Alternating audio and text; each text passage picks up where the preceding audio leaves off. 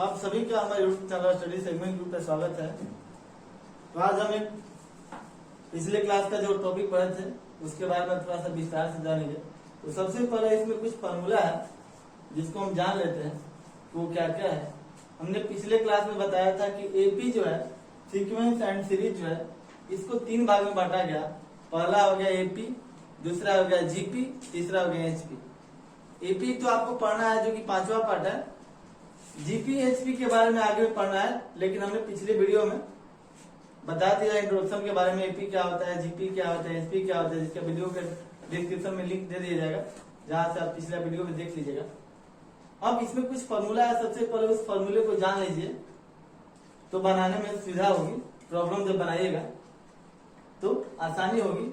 Formula पहले, अब question जो आपका देगा ये कहेगा कि दिया गया जो पद है वो एपी में है तब, ये ऐसा कहेगा तब।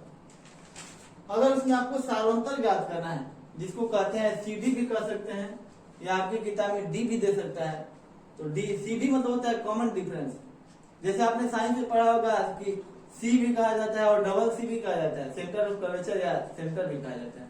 उसी तरह से इसको आप सीडी भी कर सकते हैं कॉमन डिफरेंस, या डी भी कर सकते हैं डिफरेंस, जिसको सार अंतर कहा जाता है। तो सार अंतर ज्ञात करना हो तो दूसरा पद में से अगर दिया गया पद, अगर दिया गया श्रेणी जो है कह दे केपी में है तो दूसरा पद में से पहला पद घटा दीजिए सार अंतर। दूसरा ही नहीं, आप कहीं से अगला पद में से पिछला पद घटा दीजिएगा तो कॉमन डिफरेंस आएगा, यानी कि सार बनता है। कहीं से भी घटा दीजिए, दूसरा में से पहला, तीसरा में से दूसरा, चौथा में से तीसरा, कहीं से भी घटाइएगा तो सार अंतर ही आएगा।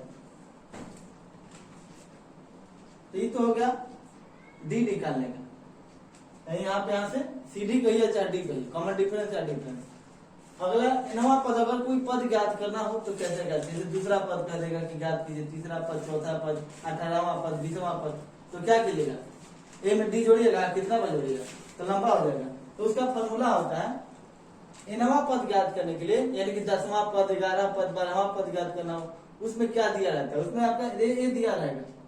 ए जो होता है वो प्रथम पद। हमने बताया था कि एपी में जब श्रेणी दिया हो, जैसे मान लीजिए कोई पद हो A1, A2, A3, A1 जो हो गया प्रथम पद हो गया और A2 में से A1 घटाएंगे और D हो गया, जिसको सार बनते पद। तो यहाँ पे तीसरा, चौथा, पांचवा पद, 10वां पद ज्ञात करना हो तो फॉर्मूला होता है A + n-1 × D। A + n-1 × D, जहाँ पे A हो गया प्रथम पद, n कौन सा पद निकालना है, दूसरा पद, तीसरा पद, नंबर ऑफ टर्म, पदों की संख्या, जितने पद ज्ञात करना है, तीसरा पद, चौथा पद, वो n हो जाता है।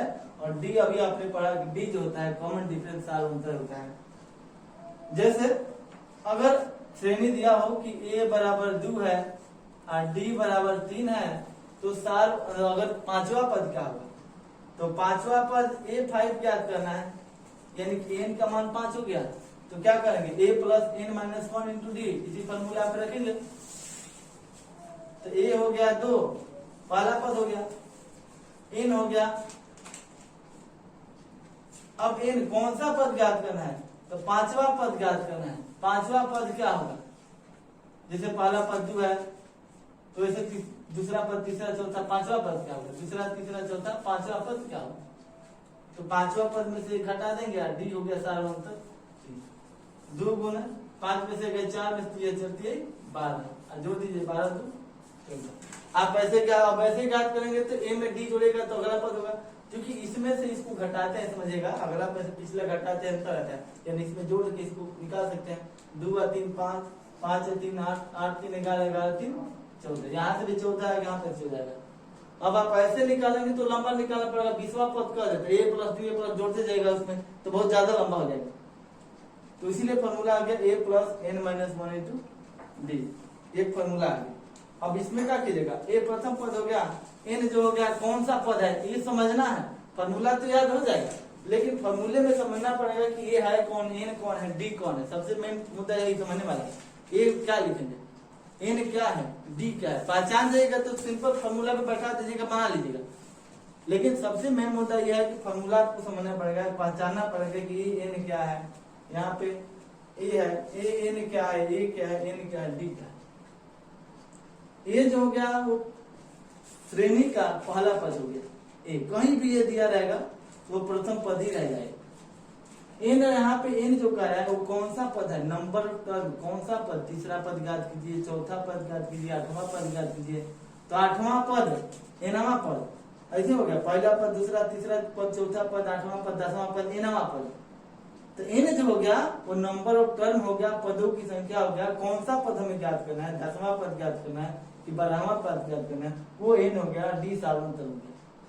ए एन यानी कि ए ज्ञात करना है, यानी कि पद ज्ञात करना है, एन यानी कि कौन सा पद ज्ञात करना है, ए3 ज्ञात, तीसरा पद तो ए3, पांचवा पद ए5। यहाँ पे हमने बताया कि पांचवा पद ज्ञात करना है तो ए5, एन हो गया 5। अब अगला देखिए जहाँ पे लिखा हुआ है, देखिए यहाँ लिखा हुआ है एन हो गया पदों की संख्या, नंबर ऑफ टर्म्स कितने पद गए, वो हो गया पदों की संख्या, कौन से पद ज्ञात करना है, 5वां, 8वां, 10वां। ए जो हो गया प्रथम पद होता है, पहला पद जो होता है, जो श्रेणी का सबसे पहला अंक है, पहला संख्या होता है, वो पहला पद होता है। और इसके बाद डी जो दिया वो सार्वंतर होता है इसमें, इसके लिए। अगला है कि एपी में कोई अगर पद दे, पूछे कि एपी में कोई 3 पद लिखिए ऐसे, इसको आपको याद करना पड़ेगा, इसमें उपयोग आएगा, इसका भी बताएंगे आगे जब प्रॉब्लम बनेगा ना, इसमें आगे बताएंगे। पहला पद ए माइनस डी, दूसरा ए, तीसरा ए प्लस डी। अगर कोई 4 पद है तो ए माइनस 3D, ए माइनस डी, ए प्लस डी, ए माइनस 3D, इसको याद ही करना पड़ेगा आपको। वही 5 पद है तो ए माइनस 2D, ए माइनस डी, ए प्लस डी, ए प्लस 2D। अब ध्यान रखिए किसी भी चैप्टर का फॉर्मूला जो है वो आपको याद ही करना पड़ेगा, चाहे वो कोई पाठ्यक्रम, चाहे वो किसी भी क्लास का फॉर्मूला है तो याद ही करना पड़ेगा। ये जान लीजिए, चाहे वो किसी विषय का हो, साइंस का हो या मैथ का हो। अब एक और आता है, इसमें आपको पढ़ना है एपी में एन पदों का योग ज्ञात कीजिए। अब यहाँ तो पूछ रहा था कि एनवां पद कौन सा होगा, अब यहाँ एनवां पद का योग पूछ रहा है कि सबको जोड़ेंगे, एक श्रेणी दिया है उसको जोड़ेंगे तो क्या होगा। जैसे समानांतर श्रेणी में आपका दे दिया 2, 4, 6, 8, 10 एपी में है तो इन सबका योग क्या होगा, 2, 4, 6, 8, 10 एपी में है तो 2, 4, 6, 8, 10 को जोड़ेंगे तो क्या आएगा, इसका योग क्या होगा। इसका फॉर्मूला होता है एसएन बराबर, एसएन मतलब योग, सम ऑफ नंबर ऑफ टर्म, पदों की संख्या का योग। एन जो हो गया नंबर ऑफ पद, पदों की संख्या हो गया, नंबर ऑफ टर्म्स हो गया, एस मतलब सम हो गया, सम ऑफ नंबर ऑफ टर्म्स, पदों की संख्या का योग, n/2 into 2a plus n-1 into D. अब n के बारे में हमने यहाँ पे भी बताया कि n जो होता है पदों की संख्या होता है, कौन सा पद कितना पद है, तीसरा पद का योग है तो कितने पद है टोटल, इसमें नंबर टोटल टर्म्स कितने हैं, 10 है कि 12 है। ए जो हो गया प्रथम पद हो गया, एन वही जो यहाँ पे लिखा हुआ है, डी जो हो गया सार्वंतर। इसका एक और छोटा फॉर्मूला होता है कि n/2 इंटू प्रथम पद प्लस अंतिम पद। एक छोटा फॉर्मूला होता है कि प्रथम पद दिया रहे और अंतिम पद कौन सा है, कहाँ पे हमारा जो एक श्रेणी जो समाप्त हो रहा है, श्रेणी जो है, जैसे यहाँ पे प्रथम पद 2 हो गया, यहाँ पे अंतिम हमारा श्रेणी समाप्त हो गया तो ये अंतिम पद है। ये अंतिम पद भी लिखेंगे जिसको एल कहा जाता है। आपकी किताब में जो फॉर्मूला दिया गया वहां पे दिया होगा n/2 इंटू ए प्लस एल। तो एल यहाँ कहिए चाहे अंतिम पद, तो अंतिम पद होता क्या है, तो जहाँ पे आपका श्रेणी समाप्त हो जाए, एपी श्रेणी जो समाप्त हो जाए, जैसे यहाँ से पहला पद हुआ, यहाँ जाते हैं तो यहाँ पे समाप्त हुआ, तो ये हो गया अंतिम पद, ये अंतिम पद हो गया। इसको रखेंगे, जोड़ देंगे और n से गुना करके n/2 करेंगे, गुना कर देंगे, ये आपका अंतिम पद। ये जो है पदों का योगफल आ जाएगा। 2 तरीका हुआ ज्ञात करने का। अब इसमें पदों की संख्या ज्ञात होता है कि 10 पदों का योग ज्ञात कीजिए। इसमें दिया रहता है कि अंतिम पद इतना है, पता नहीं कितना पद है, लेकिन अंतिम पद दिया रहेगा, तब इस फॉर्मूले का प्रयोग करेंगे। अब इस पे कुछ न्यूमेरिकल भी प्रॉब्लम देख लेते हैं, उसमें हम कुछ प्रॉब्लम सॉल्व करेंगे। ये तो फॉर्मूला पे कॉन्सेप्ट पढ़ लिया। देखिए, कोई पार्ट पढ़ने के लिए ध्यान से सुनिएगा, किसी पार्ट पढ़ने के लिए, किसी विषय का पढ़ने के लिए सबसे पहले उसका कॉन्सेप्ट समझना जरूरी है। तो इसका तो आपका आपने एक उदाहरण पर तो ये फॉर्मूला तो पढ़ लिया आपने।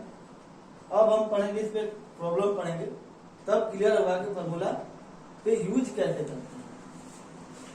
तो देखिए, हम आपसे कोशिश यही करेंगे कि आप लोग अपना सपोर्ट कीजिए और वीडियो को ज्यादा से ज्यादा लाइक कीजिए, शेयर कीजिए। तो एक हम आपके लिए एक नया और सिस्टम जोड़ने वाले हैं, एक ऑनलाइन टेस्ट सीरीज का। तो आप लोग ज्यादा शेयर कीजिएगा और सपोर्ट करेंगे तो वो सीरीज भी, जो टेस्ट सीरीज ऑनलाइन का, वो भी हम लाएंगे और वहां से आप ऑनलाइन टेस्ट दे सकते हैं, उसका भी व्यवस्था करेंगे। तो आपसे उम्मीद करेंगे कि आप लोग जितना ज्यादा से ज्यादा शेयर कीजिए और उसके बाद हम ऑनलाइन टेस्ट सीरीज लाएंगे। आप घर बैठे टेस्ट दीजिएगा, क्योंकि अब स्कूल तो फिलहाल तो बंद है, पता नहीं कब खुलेगा कोरोना के कारण। तो आप घर बैठे पढ़िए और टेस्ट भी दीजिए, ताकि पता चले कि कितना पढ़ लिए हैं। तो देखिए, पर एपी में है, क्वेश्चन कर रहे हैं कि एपी में है तो सार अंतर ज्ञात कीजिए। तो सार अंतर का मतलब क्या होता है, हमें डी ज्ञात करना है। डी कहिए चाहे सी डी कहिए, कॉमन डिफरेंस, या डी कहिए या उसको सार अंतर कहिए, हमें यही ज्ञात करना है। तो सार अंतर का मतलब होता है अगला पद में से पिछला पद घटा दीजिए कहीं से भी, तो वो सार अंतर नहीं बताएगा। ऐसे हमने बताया फॉर्मूला में जो लिखवाया कि दूसरा पद में से पहला पद घटाइए, तो ऐसा है कोई जरूर नहीं कि दूसरा में से ही पहला घटाएंगे, कहीं से भी लीजिए अगला पद में से पिछला पद घटा दीजिए, वो सार अंतर ही निकालेगा। जैसे यहीं से मान लेते हैं तो अगला पद 22 है और इसमें घटा देंगे पिछला पद, तो अंतर जो बताएगा वो सार अंतर होगा। अब फॉर्मूला क्या था कि दूसरा पद में से पहला पद, दूसरा पद 10 है तो दूसरा पद 10 है, इसमें से पहला पद घटाएंगे 4, तो क्या आएगा 6। कहीं से भी अगला पद में से पिछला पद जो घटाएगा तो सार अंतर ही आएगा। कहीं से भी आप घटाइए, जो भी जितने भी जो श्रेणी दिया है, कहीं से भी आप अगला पद से पिछला पद, अगला से पिछला, अगला से पिछला, कहीं से भी घटाइएगा तो सार अंतर ही आएगा, वो कॉमन डिफरेंस ही आएगा। तो इसका आंसर तो 6 हो जाएगा। अगला कर रहा है कि √2, √8, √18, √32 का पदांतर। पदांतर को सार अंतर कहिए चाहे कॉमन डिफरेंस कहिए या डिफरेंस कहिए या पदांतर, पद अंतर मतलब पद का अंतर क्या होगा। पदांतर वही होता है जो पद का अंतर। तो पद का अंतर मतलब भी वही पूछा है, सार अंतर ही पूछा है। तो क्या कीजिएगा, सबसे पहले इसको समझना पड़ेगा कि √2 है, इसको हम लिख सकते हैं 2√2, 2 दूनी 4 दूनी 8, इसको लिख सकते हैं 3√2, इसको लिख सकते हैं 4√2। अब ऐसे घटाएगा √8 में √2 तो नहीं घटेगा, इसको आप रूट में बदलना पड़ेगा, √2, 2√2, 3√2, 4√2। अब यहाँ से सार अंतर ज्ञात करें तो क्या, कहीं से भी अगला पद मान लीजिए इसी को उठाते हैं, तो 2√2 माइनस इसको घटा दीजिए √2, तो क्या आएगा, 2 और रूट में से एगो √2 घटाइएगा तो क्या बचेगा, एगो √2, यानी कि आपका आंसर हो जाएगा सिंगल √2 हो गया। पदांतर का मतलब समझ जाइए कि अगला पद से पिछला पद घटा दीजिए, जरूर नहीं कि दूसरा पद में से ही पहला घटाएंगे, तीसरा में दूसरा घटा सकते हैं, चौथा में से तीसरा घटा सकते हैं। मतलब कहने का मतलब यह है कि कहीं से भी अगला पद में से पिछला पद घटाइएगा तो सार अंतर ही देगा, वो सी डी देगा, वो डी देगा, कॉमन डिफरेंस देगा, या उसको पदांतर कह सकते हैं। अब कह रहा है कि यदि x + 2, 3x, 4x + 1 एक समानांतर श्रेणी में है, ये दिया हुआ है समानांतर श्रेणी। अब समानांतर श्रेणी का मतलब क्या है, फॉर्मूला में लिखा होगा कि दूसरा पद में से पहला पद घटाएंगे, यानी कि दूसरा पद में से पहला पद घटाएंगे और बराबर कर देंगे तीसरा पद में से दूसरा पद घटा के बराबर होगा। अब यहाँ से 3x - x + 2 बराबर 4x + 1 - 3x, ये हो गया। अब यहाँ से मिलेगा 3x में से x घटाएगा 2x + 2 बराबर 4, 4x में 3x घटाएगा x + 1। अब यहाँ इसको लाइएगा घटाइएगा तो हो गया x, आइए इधर लाइएगा 1 - 2, यानी कि x का मान क्या है -1 आ गया। यहाँ x मान क्या किए, दूसरा पद में से पहला पद घटाइएगा तो सार अंतर, तीसरा पद में से दूसरा पद घटाइएगा तो सार अंतर, वही तो हमने किया, यहाँ से x का मान आ गया, यानी x का मान क्या होगा -1 होगा आंसर। अब कर रहे हैं का एपी के प्रथम पद 2, इसको समझिएगा कि क्या किया हमने, दूसरा पद में से पहला पद और तीसरा पद में से दूसरा पद घटा के बराबर कर दिए, x का मान आ गया। यानी कि सार अंतर को बराबर कर देना है। यहाँ ई भी हो गया डी, आई भी हो गया डी, सार अंतर बराबर कर दिया, आंसर आ गया, एक का बना गया। अगला क्वेश्चन देखिए, कह रहा है कि एपी के प्रथम दो पद।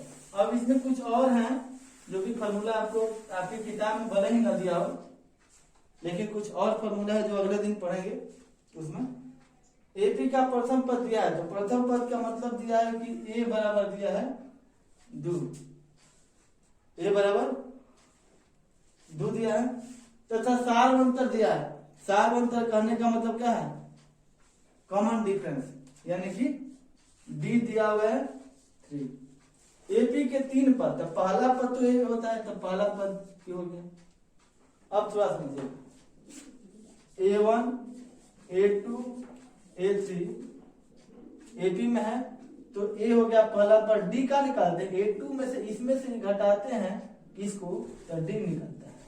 समझिएगा, A2 माइनस A1 बराबर डी होता है। अब लिख सकते हैं A2 बराबर डी प्लस A1, ऐसे लिख सकते हैं। A2 में से A1 घटाएंगे तो डी आएगा, ध्यान दीजिएगा। दूसरा पद में से पहला पद घटाएंगे तो सार अंतर आएगा। अब A2 बराबर लिख सकते हैं D प्लस A1, यानी कि पहला पद में अगर सार अंतर जोड़ दे तो दूसरा पद आएगा, और दूसरा पद में सार अंतर जोड़ देंगे तो तीसरा पद आएगा। तो इसमें क्या करेंगे, सार अंतर जोड़ेंगे तो दूसरा पद क्या होगा, दूसरा पद A प्लस B होगा, तो क्या होगा A प्लस 3, 2 प्लस 3 यानी कि 5 होगा। दूसरा पद एक, यहां से एक और फॉर्मूला बनता है कि पहला पद A प्लस B, एक और फॉर्मूला, पहला पद ए हो गया, दूसरा पद पूछेगा सेकंड पद, तो क्या करेंगे ए प्लस बी करेंगे। थर्ड तीसरा पद पूछेगा तो यहां से करेंगे ए प्लस 2d, मतलब ए प्लस जितना पद पूछेगा ना उससे एक कम डी करेंगे। चौथा पद पूछेगा तो क्या करेंगे ए प्लस जितना करे उससे एक कम डी करेंगे।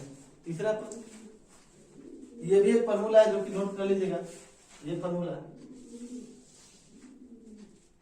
यहाँ देखिए, तो दूसरा पद आ गया, तीसरा पद क्या करना है, तो या तो इसमें सार अंतर जोड़िए या तो इसमें ए प्लस 2d करिए।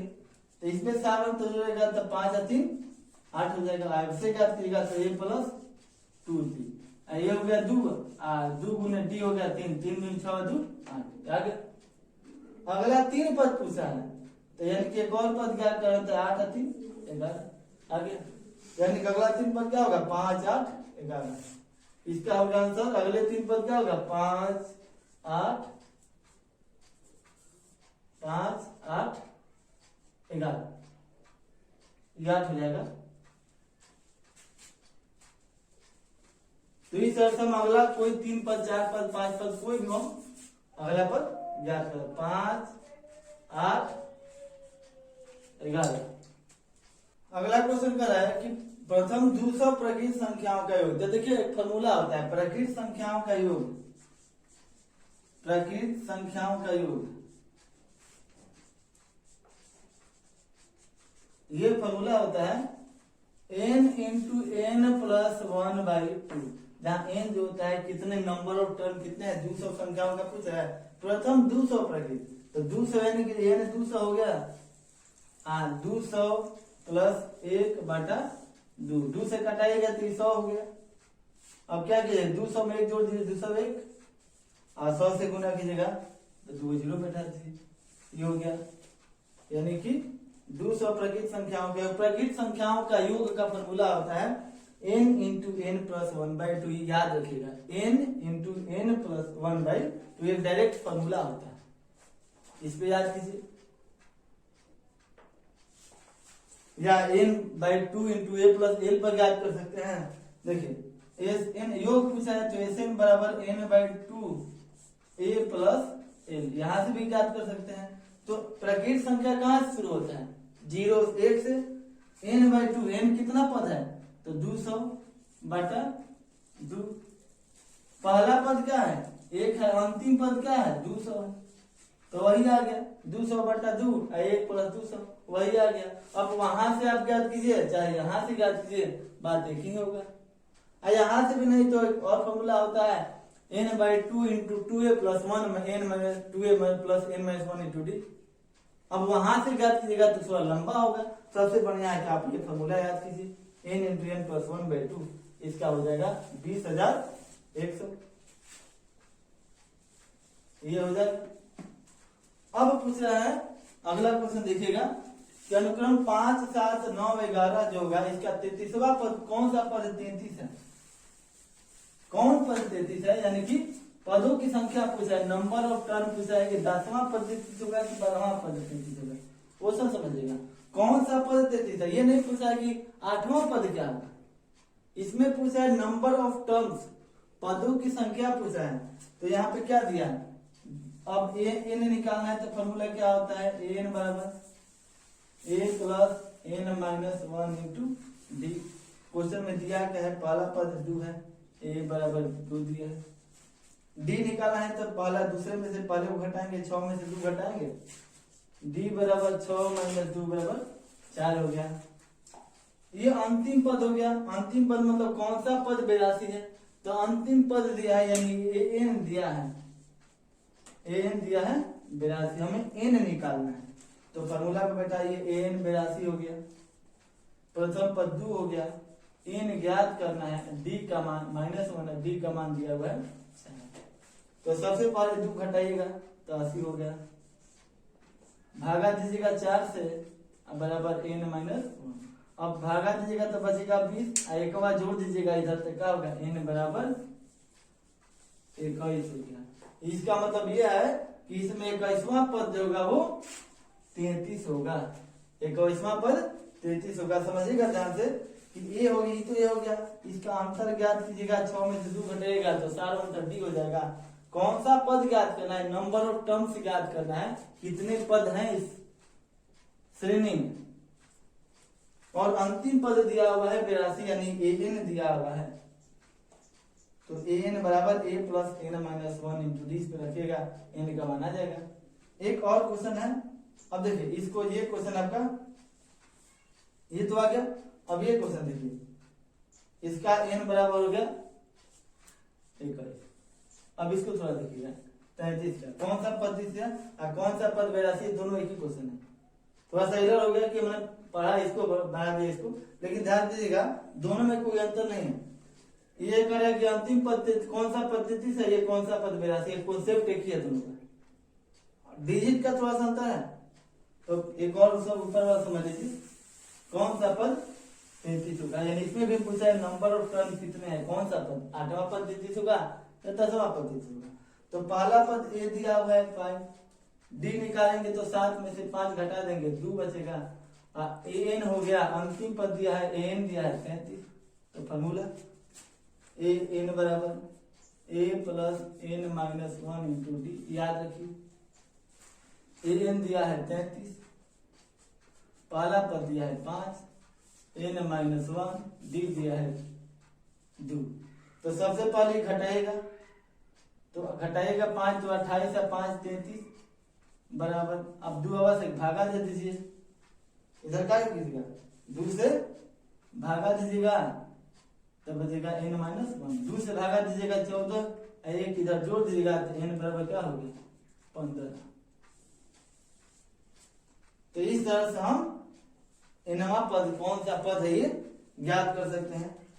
समझ गए, पहला पद 5 दिया है, 4 अंतर 7 में से 5 घटाएंगे तो 2 बचेगा, अंतिम पद nवां पद दिया हुआ है 33, कौन सा पद 33 है यानी लास्ट पद दिया हुआ है, तो n का मान दिया हुआ है। अब फॉर्मूला बैठा देंगे, a plus n minus 1 into D हो गया, यहाँ से n ज्ञात कर लेंगे। तो आज हमारे क्या क्लास इतना रहेगा, इसमें एक और क्लास पढ़ेंगे तो उसमें पढ़ेंगे एन बराबर n by 2 into 2a plus 1 minus D जो होता है उस पर देखेंगे। एक और फॉर्मूला जो होगा इसमें कुछ फॉर्मूला भी देखेंगे जो प्रकृत संख्या का योग होता है, पूर्ण संख्या का योग पूछता है, कभी एग्जाम में कभी कभी पूछ देता है, भले ही आपकी किताब में नहीं दिया हो सकता है ना दिया हो, उस पर भी पढ़ेंगे, चर्चा करेंगे अगला क्लास। तो आपसे उम्मीद करेंगे कि आप इस वीडियो को लाइक शेयर करेंगे, ज्यादा से ज्यादा शेयर करेंगे, तो आपके लिए एक नया जो है वो नया जो कॉन्सेप्ट है और एक टेस्ट सीरीज जो है वो भी आपके लिए उपलब्ध कराया जाएगा। तो आज कहते हैं फिर मिलेंगे आपके लिए।